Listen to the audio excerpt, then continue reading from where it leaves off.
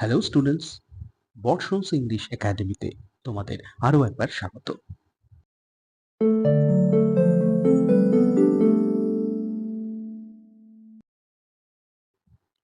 আজ আমরা এই ভিডিওতে আলোচনা করব 11-এর অর্থাৎ একাদশ শ্রেণীর প্রশ্নপত্রের ধরন নিয়ে। আমরা জানি যে এই বছর থেকেই একাদশ এবং দ্বাদশ 11 এবং 12-এ সেমিস্টার সিস্টেম চালু হয়েছে। কিন্তু প্রশ্নপত্র কিরকম হবে, ওএমআর শিটে তো পরীক্ষা হবে, কি ধরনের প্রশ্ন আসবে, এই নিয়ে কিন্তু অনেকের মনেই অনেক চিন্তা বা অনেকের মনে অনেক ধোঁয়াশা রয়েছে। তবে প্রশ্নপত্র কিরকম হবে এই নিয়ে কিন্তু উচ্চ মাধ্যমিক শিক্ষা সংসদের পরিষ্কার গাইডলাইন রয়েছে। তো কি সেই গাইডলাইন আমরা একবার দেখে নিই। গত 16/4/2024 তারিখে আমরা দেখতে পাচ্ছি West Bengal council of higher secondary education এর তরফ থেকে একটি নোটিফিকেশন দেওয়া হয়েছিল। তো সেখানে কাউন্সিল কিন্তু পরিষ্কারভাবেই বলে দিয়েছে যে কি ধরনের প্রশ্নপত্র বা কিরকম প্রশ্নপত্র আসবে। তো সেখানে যেমন বলা হচ্ছে যে এই যে second প্যারাটায় around 50% questions in these papers will be consisted of basic and simple questions, অর্থাৎ যে 40 নম্বরের মধ্যে বা 35 নম্বরের মধ্যে পরীক্ষা হবে তার মধ্যে 50% প্রশ্ন হবে সহজ প্রশ্ন, বেসিক প্রশ্ন এবং সিম্পল প্রশ্ন। 30% questions will be bit more complex. 30% 30% questions হবে একটু কঠিন, bit more complex, and the rest 20% will be for the achievers. That is, these questions will be comparatively bit tougher and will test the logical and analytical skills of the students along with their subject knowledge. এবং 20% যে প্রশ্ন হবে সেই প্রশ্ন হবে বেশ কঠিন, যেগুলো খুব ভালো স্টুডেন্টদের জন্য আর কি, যাদের মধ্যে অ্যানালিটিক্যাল স্কিল এবং লজিক্যাল স্কিল আছে তাদের সেগুলো পরীক্ষা করার জন্য এই কোশ্চেনগুলো দেওয়া হবে।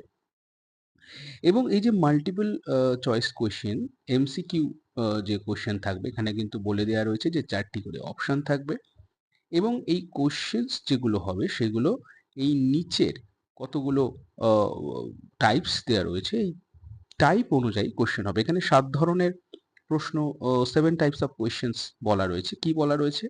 ফিল ইন দ্য ব্ল্যাঙ্কস অর্থাৎ শূন্যস্থান পূরণ, কলাম ম্যাচিং অর্থাৎ আমরা বাংলায় যাকে স্তম্ভ মিল করা বলি, assertion reasoning type, diagram based questions, rearrangement of sentences on prescribed sequence, true and false type questions, and case based questions.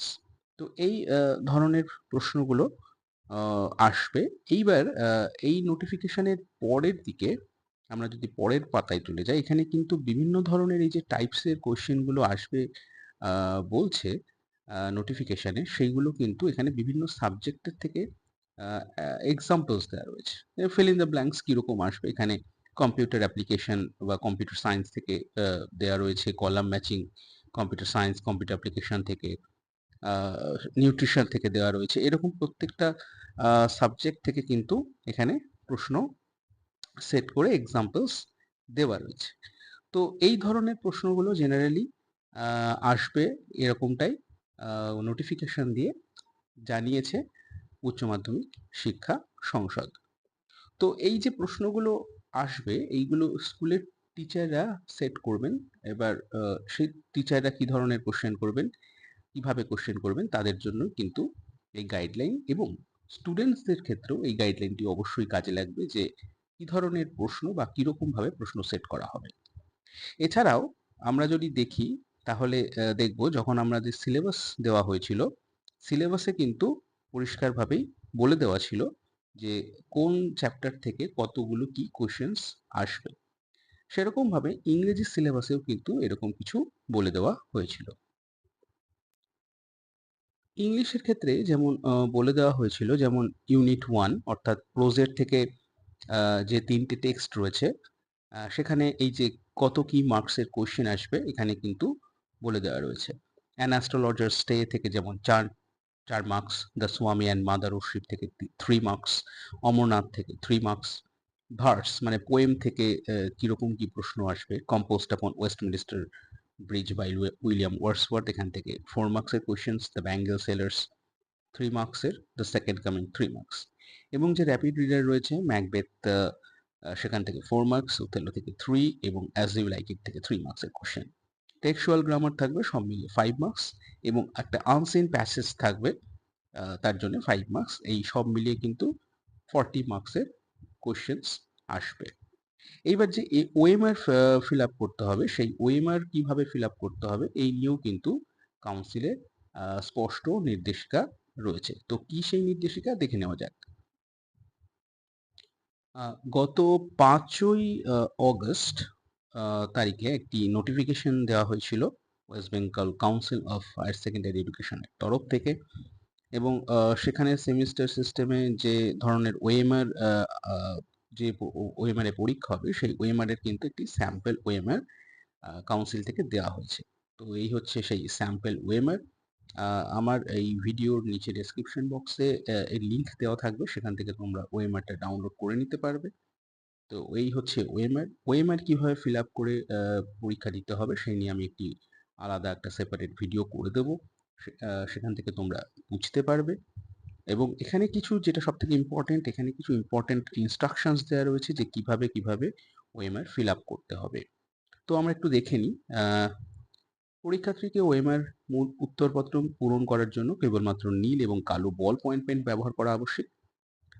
Second যেটা বলছে, ওএমআর এর 1 থেকে 6 নম্বর এবং 9 নম্বর সবকটি পূরণ করবে। অর্থাৎ এখানে আমরা যদি ওএমআরটা দেখি, এখানে কিন্তু 1 নম্বরে রেজিস্ট্রেশন নাম্বার, 2 নম্বরে রোল নাম্বার, 3 নম্বরে কোয়েশ্চেন বুকলেট সিরিজ নাম্বার।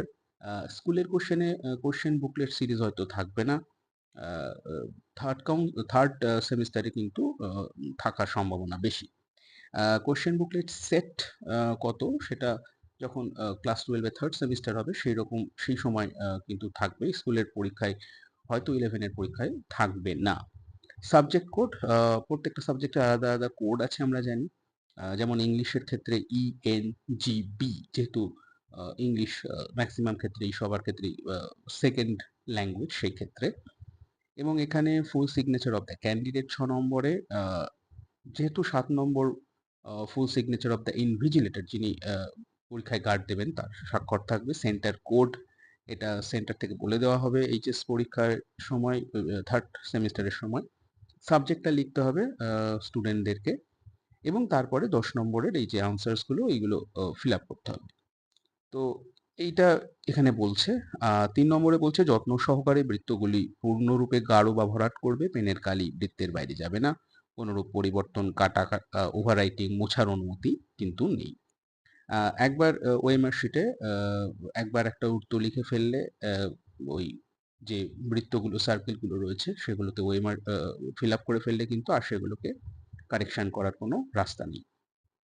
এখানে কিছু এক্সাম্পলস দিয়েছি যে কিভাবে ওএমআর ফিল আপ করতে হয়। প্রথমে যেটা দেখিয়েছে কারেক্ট, এইভাবে ওএমআর ফিল আপ করতে হয়, এবং বাকিগুলো কিন্তু রং। কোনোভাবেই ক্রস চিহ্ন বা টিক মার্ক বা মানে প্রপার ওয়েতে যদি সার্কেলগুলো ভরাট না করা হয় তাহলে কিন্তু ওএমআর এর সেই প্রশ্নের নম্বরটা কিন্তু বাতিল বলে গণ্য হবে। প্রতিটি প্রশ্নের সঠিক উত্তরের জন্য 1 নম্বর প্রদান করা হবে এবং ভুল উত্তরের জন্য নম্বর কাটা হবে না, মানে নেগেটিভ মার্কিং নেই আর কি। রাফ ওয়ার্ক যদি করতে হয় তাহলে কোশ্চেন বুকলেটের মধ্যেই জায়গা থাকবে, সেটা এইচএস এর ক্ষেত্রে হয়তো থাকবে, 11 এর পরীক্ষা নয় থাকতে পারে।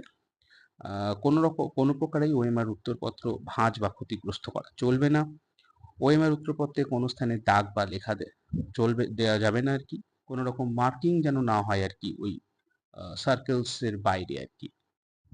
পরীক্ষার্থীকে পরীক্ষা ত্যাগ করার পূর্বে ওএমআর উত্তরপত্রটি ইনভিজিলেটরকে অবশ্যই জমা দিতে হবে। পরীক্ষার্থী কেবলমাত্র তার সাথে প্রশ্ন পুস্তিকা নিয়ে যেতে পারবে, অর্থাৎ কোশ্চেন বুকলেট যেটা কোশ্চেন দেবে সেটাই নিয়ে যেতে পারবে, ওএমআরটা কিন্তু নিয়ে যেতে পারবে না। এই সমস্ত ইনস্ট্রাকশনস ফলো না করলে ওএমআর এর যে আনসার শিট সেটা কিন্তু ইনভ্যালিড বলে গণ্য করা হবে এবং সেগুলো কিন্তু এভালুয়েট করা হবে না, এরকমটাই বলছে। এবং 11 নম্বর যেটা বলছে, ওএমআর উত্তরপত্রটি সকল বিষয়ের জন্যই একই। পরীক্ষার্থী অবশ্যই ওএমআর উত্তরপত্রে শুরু করবে 1 নম্বর প্রশ্ন থেকে, যতগুলো প্রশ্ন আছে তত পর্যন্ত অবশিষ্ট ক্রমিক নম্বরগুলো ফাঁকা বা অব্যবহৃত রাখবে। মানে 11 নম্বরের প্রশ্নের জন্য 11 নম্বরটাই আমাকে ফাঁকা রাখতে হবে। আ এরকম আরকি। এবং একটা বিষয় যেটা এখানে যে একটা উল্লেখ রয়েছে কোশ্চেন বুকলেট সেট WXYZ এরকম কিন্তু 4 টে সেটে এইচএসএ অর্থাৎ 3rd সেমিস্টারে কিন্তু এক্সাম হবে। অর্থাৎ 4 টে সেটে মানে একই কোশ্চেনস থাকবে। সেই কোশ্চেনস গুলোর আ সিকোয়েন্স কিন্তু এক থাকবে না। একেকটা সেটে একেক রকম থাকবে। তো এইটাই হচ্ছে আপাতত নির্দেশ, এইটাই হচ্ছে ইনস্ট্রাকশন।